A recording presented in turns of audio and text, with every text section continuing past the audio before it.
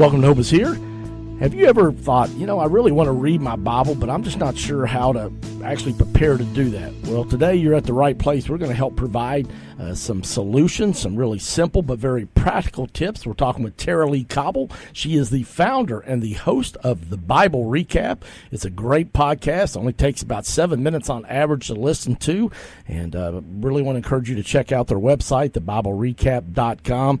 You can find them on iTunes. I listen through the Podbean apps at the Bible Recap. But Tara Lee, I listened to one of the first podcasts that you posted through this program about reading the Bible, and it was called Preparing to Read the Bible. Can you share some of the simple but very practical tips that you talked about? Yeah, absolutely. With the Bible Recap, we did 6 prep episodes to help people get in the mindset of this. And one of those, the one that you mentioned, I think is episode number 4, that prep episode 4, Preparing to Read the Bible. And we talk about how it's important to remember that your relationship with God is a real relationship with an actual person. So just like any other person that you're going to spend time with, you would plan the time that you would meet with them, and you would plan the location that you would meet with them. So carving out time in your schedule for when and where you're going to meet with God.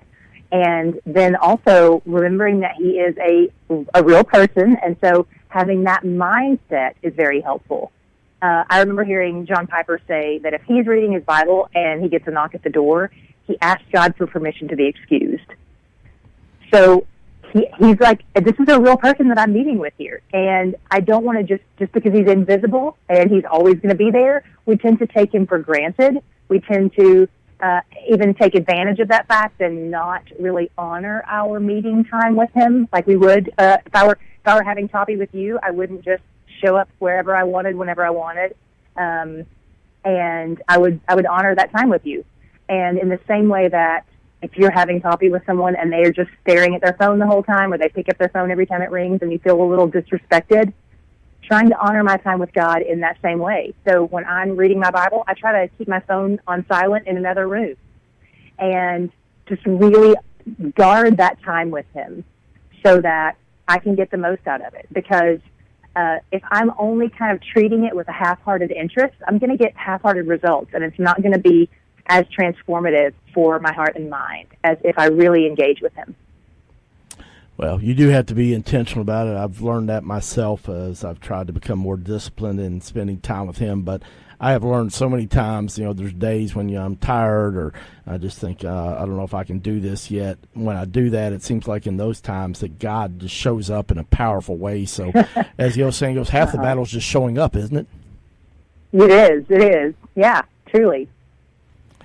Well, let me ask you this. Obviously there's a lot of different versions of the Bible. Most of us grew up with the King James Version, and, that could be a little challenging sometimes. And yet there's been a lot of other versions released over the years, and I've read a lot of different ones just to kind of see how God might speak to me through the New International Version, the New Living Translation, the Message Version, the New King James Version, on and on and on. But tell about the version that you have chosen and why you chose that version. I use the ESV when I'm doing the Bible Recap stuff. I'm using the ESV, which is the English Standard Version. And the reason that we chose that version is because it is a word-for-word translation. A lot of the other translations are phrase-for-phrase. So my thought was, if I'm going to read the Bible and I want to get the most out of this, I don't want to be reading a paraphrase of what God said. Now, granted, it's in another language, so we've already got that barrier. So I'm trying to reduce the barriers to getting to the message. So by reading a word-for-word translation, I'm getting as the closest approximation I can in English to what the original text said without learning Greek, Hebrew, and Aramaic. So I'm doing that as a means to getting the closest I can to what. And honestly, the ESV is not a difficult read. I'm like you. I grew up on King James Version, so I already have encountered one of the most difficult ones to read. But for me, the ESV feels really palatable. There are other more palatable versions, but those tend to be the phrase-for-phrase translations, and I just want to lose as little as I can in that. So there's no, I've heard people say, the best version to read is the one you will read, and I think there's truth in that. So if there's somebody out there who's like, I really like the New Living, One of my best friends loves the CSB, I think is what it's called, I can't remember, HCSB, the Christian Standard Bible, things like that. I think it's what it's called, Holman Christian Standard. And she loves that. And I think it also is a word-for-word translation. I have not read it, but she said next year you should try reading that one. So probably I'll take a trip through that one next year. I also think there's some benefit to varying it from time to time. If you're struggling, see what other versions say, or even go use a Greek Hebrew lexicon and find out what the original text said. One of the things I love about the Bible app is that you can switch from version to version and see which one you can really get engaged with. I think that's a fantastic thing to do before you go buy a print Bible in whatever version you choose. Yeah, I'm with you. Obviously, you got the YouVersion. I personally have used the Bible Gateway app because you can check so many different versions of a verse sometimes or passage of Scripture. So really encourage you to check those out. But I want to ask you that, do you get that question from people? Is it okay to use an app on my phone, or should I get an actual, Bible that I can put my hands and, the paper on and all that? What do you recommend there, Tara Lee? I think, again, whatever way you actually do engage with it, as long as whatever you're doing isn't an excuse to diminish it and make it easier. So there are people who are auditory learners, and they want to listen to it being read to them, which the Bible app will do. The Bible app will read it to you. And for people who are auditory learners, that's a godsend, because when they put their eyes on a page, their mind is going to wander. They can be going line to line with their eyes, but they're not taking in anything because they are auditory learners. But then there are going to be people who are visual learners, but who use the auditory one because they can have it on in the background while they're cooking dinner, and they're not paying attention to it. So I think whatever way that you actually engage with the Word, try to do that. So for some people, if they're kinesthetic learners and they learn by doing, I say read it out loud, because then your eyes are on the Word and you're speaking it. That's how you're going to engage with it, is by you participating with it. So I think knowing your learning style, knowing what helps you engage, what I like to do, honestly, is I listen first, then I like to read with my eyes, and then if I have an opportunity, I will go through a third time and listen to it while I'm reading it with my eyes. So whatever way you will engage with it and you actually are gleaning from it is the best way to do it. Another process that you talked about as far as preparing to read your Bible and spending time with God, you talked about journaling some, and about, can you share a little bit about why you journal and about that process and the importance of that? Yeah. First of all, I'm a terrible journaler. I don't journal about my feelings. I don't write stuff down like that. I'm really bad at it. So if any of your listeners are also bad at journaling and you hear Greg say journaling and you're like, oh, this is not me, then I'm right there with you. But here's what I like to do. I like to have a journal open with me when I'm reading my Bible, because I'm going to have questions, and I don't want to be distracted by that question, and I don't want to forget to research that question.